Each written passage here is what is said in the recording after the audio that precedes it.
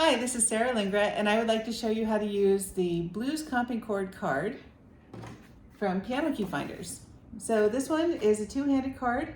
It's got right hand red, blue for bass, and it has your dominant seventh chords for the 1, the 4, and the 5.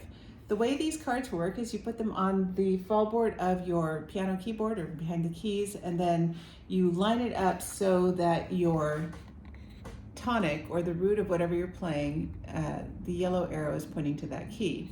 Today I'm going to show you how to start using the key of C. So I'm going to line up the yellow arrow with a C. If I'm on this piano, then I hold the card in place with sticky notes because otherwise it falls forward. If you are on an electric piano, then often the card will stay very easily behind the keys. So when you're doing a blues, it's a 1 chord, a 4 chord, and a 5 chord. So the 1 is going to line up on your 1, and then in this case the 4 is lining up with an F, and the 5 is lining up with a G.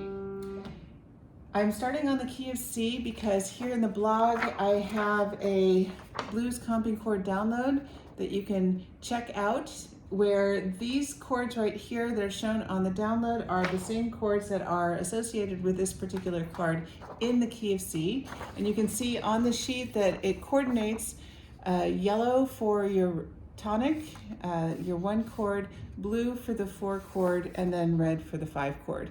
So it references the card to make it a little easier if you're getting confused about what chords and how to move your hands. So 12-bar blues, this is a 1-4-1-1, 4-4-1-1, 5-4-1-1 pattern. And this is what this sounds like in the key of C.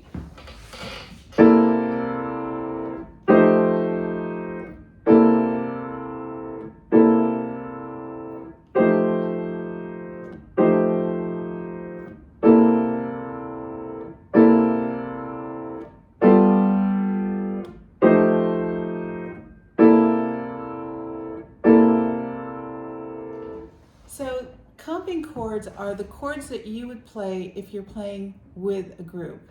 So if you had a drummer and a bassist and a saxophone, for example, the piano would be carrying the harmonies for the 12-bar blues pattern while the saxophone is doing the melody and the bass is doing the root tones and creating a walking bass line.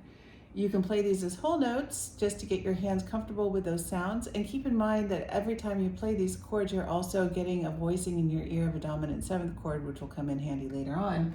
And then you can change up the rhythms to go with whatever thing that you're playing. So for example, you could be 1, 2, 3, 4, 1, 2, 3, 4, or 1, 2, 3, 4, 5, 6, 7, 8, 1, 2, 3, 4, 5, 6, 7, 8. So there are lots of different rhythmic patterns that you can do with these chords. So let's say that you're playing and you've been playing C blues for a while, and your group decides that they want to do something and you're in the key of B flat. The way that works for you as the pianist is you can take the card and you can slide it down so that your B flat is now the root, and so the chords will shift with you. So here's my B flat 7, followed by E flat 7, and then we have an F7 over here. So having the card allows you to transpose from whatever key you started in to any of the keys on the piano simply by shifting. So here, if we wanted to do an F blues, here's your F7.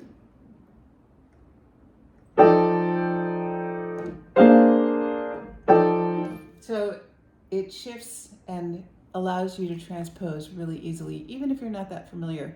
What I tell my students when they're working on this is to take the card home and put it anywhere on the piano and see what sounds you like, and is it too high or is it too low? And no matter what they're doing, as long as they're following getting the cards underneath, getting the hands on the keys underneath the arrows and the notes, they will always be playing those chords correctly. So it's a really great thing as a training tool for getting aspiring jazz combo pianists up to a level where they can play with groups without a whole lot of theoretical knowledge.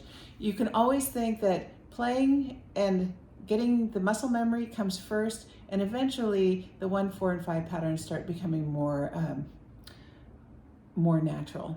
Anyway, this is Sarah Lindgren, and thanks for joining me.